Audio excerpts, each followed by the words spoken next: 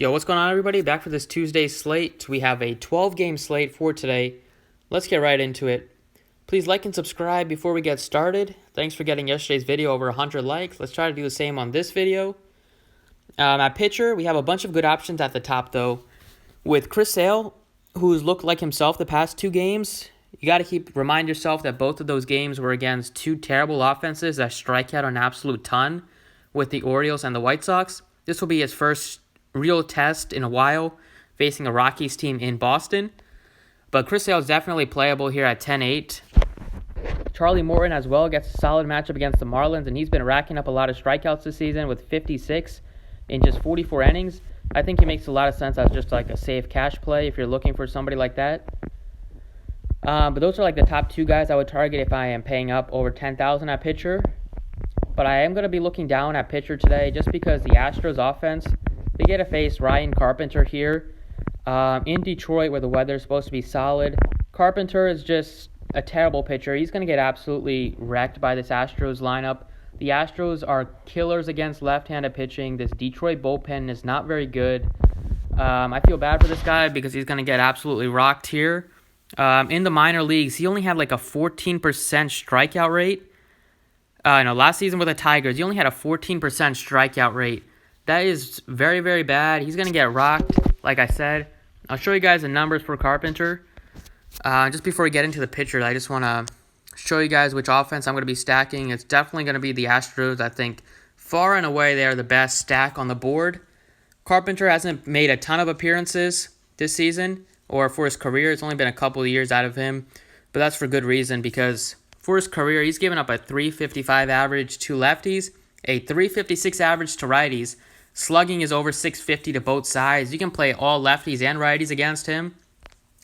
So he hasn't been a huge sample size, like I said, but this guy hasn't been great in the minors, and he hasn't been great in his time in the big leagues, and now he's going to get to face one of the hottest offenses, if not actually the hottest offense in the league, in the Houston Astros. So I will definitely be stacking up the Astros, but if you're going to be stacking up the Astros like I am, they are very expensive. With a lot of the guys are over $5,000, so you're going to have to find some cheap guys at pitching. That's why I'm going to start it off my pitcher with Danny Duffy. So Duffy is making his fourth start of the season. He's looked great the last couple outings. Both were against tough offenses with the Astros and the Rays, where he put up 19 in each one. He gets another favorable matchup here against the Rangers. I say favorable because this Rangers lineup is extremely lefty-heavy with Chu, Odor, Gallo, Mazzara, Guzman, all lefties. So he's going to get to face at least 5 to 6 lefties in the lineup. That's why I always like targeting lefties against this Rangers team. And Duffy has been very good against lefties in his career. So I think it's a great spot for Danny Duffy to continue his success this season. Last season, I think, was more of a fluke for him. He got very unlucky with the BABIP because for his career, he's a much better pitcher than he showed last year. And I think this season is kind of a bounce-back spot for him. But his career numbers against lefties are extremely good. He's held lefties to just a .214 batting average and an under .300 slugging percentage. In over 202 innings, he's faced like 793 batters. So it's a big sample size for him. So I think it's a great spot for Duffy, given all the lefties in the Rangers lineup, and I think he'll probably be low owned, so he's my first guy I like. And then the second pitcher I like is going to be Trent Thornton at 7,300, just because he's extremely cheap. He's facing the San Francisco team on the road. It's a great ballpark boost. He has strikeout upside, averaging about a little over strikeout per inning this season. He's had some big games this year where he's gone for over 20 a couple times, but he's also gotten rocked a couple times. But I think this is a spot where he can definitely have some success against this Giants team. They have a very low total, mainly because the park they hit in is absolutely very difficult to get a hit, to get hits and hit it out of the ballpark, especially at night. So I think Thornton, even though he does get in trouble with the walks, if he can manage the walks, I think he's in for a solid game here. And he's at a pretty good price tag, so I'll go with him as my second pitcher. So going with those two guys leaves us with plenty to spend on the hitters, and especially the Astros. So I'm going to start it off at second base, though.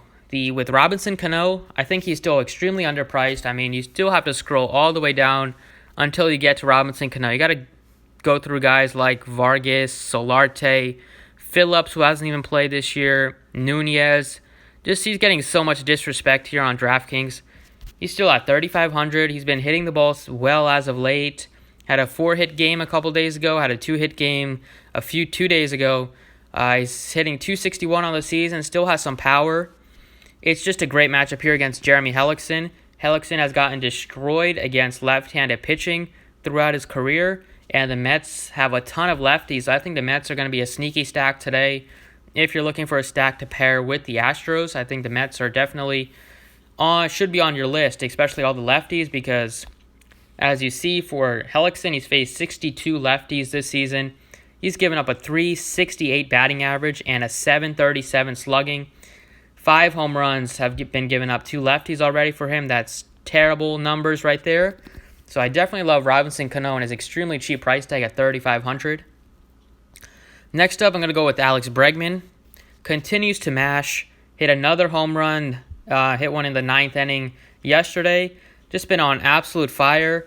As of late, he also just doesn't strike out that much. Only 26 strikeouts in 137 at-bats. It's an extremely great matchup here against Ryan Carpenter. Bregman, for his career, is a much better hitter against lefties than righties. And he gets to face one of the worst lefties who also just doesn't strike many guys out in Ryan Carpenter. Gives up a lot of power, gives up a lot of fly balls. Astros should be able to hit multiple home runs off of him today. The career numbers for Bregman is he's hitting 302 against lefties, so about 30 points higher against lefties. He's also been slugging a little higher against lefties, I believe. Yeah, about 235 ISO against lefties, slugging 537. So a really, really good spot for Alex Bregman at 5,500. Next up in the outfield, I'm going to go with George Springer, leading the American League in home runs. That is a shock. Nobody probably would have expected that going into this season. He's definitely an MVP candidate. It has to be. 321 on the season. 15 home runs already for him. He had a 5-hit game 2 days ago. Just been crushing the ball. Lots of 20-point outings recently for him. This lineup is just incredible, and they are just super hot right now. He's 5,800. He's expensive, but that's why we're going cheap at pitching, so we can fit in these guys. Springer crushes lefties as well. Just like a lot of these hitters in this lineup, they're extremely good against lefties. And Springer is no different. Clicked on the wrong guy, but Springer leading off against probably going to get like 6 at-bats here. Legit, probably 5, at least 5 at-bats, I'm sure. Probably 6 if this stack goes off like I expect. And Springer this season, his numbers against lefties is an incredible 353 batting average against lefties. 5 home runs in just 34 at-bats. That is a crazy 500 ISO, 853 slugging percentage. And if you want a bigger sample size, if you look at his career numbers against lefties, he's hitting about 20 points higher and has much more power against lefties with a 249 career ISO against lefties compared to a 197 ISO against righties. So fire up George Springer. Incredible spot for him. And then last but not least, I love Nick Castellanos. I love Casty whenever he's facing a lefty. He's starting to hit the ball a lot better as of late. Had a 2-hit game followed by a 3-hit game. He also is just a really good hitter, especially against lefties. He's one of the best lefty hitters in the league over the past couple seasons. I'll show you guys the numbers for him, and he gets to face Wade Miley, who has given up a home run in pretty much every start this season. And if anybody from the Tigers is going to go deep here, I would expect it to be Casty against a lefty. This season, he's hitting 381 against lefties. In 21 at-bats, he has 2 bombs. So these guys are just ridiculous. Him and Springer, their numbers against lefties, 333 ISO, 714 slugging. Last season, for a bigger sample size, same deal for him. Just crushes lefties, 147 at-bats, 381 batting average with 6 home runs. And home runs were a bit lower, but this season, he's already hit 2 in like 21 at-bats. But he still had a 571 slugging against lefties last year. Gets to face Wade Miley here at home. So I love Castellanos and his discounted price tag. So those are the picks going kind of cheap at pitching because I definitely want to load up on the Astros. I think a 5-man stack is definitely in play for them because they're by far the best offensive stack today. But that's all I got for the video. Thanks for watching. I appreciate it. Drop a like if you enjoyed, and good luck today.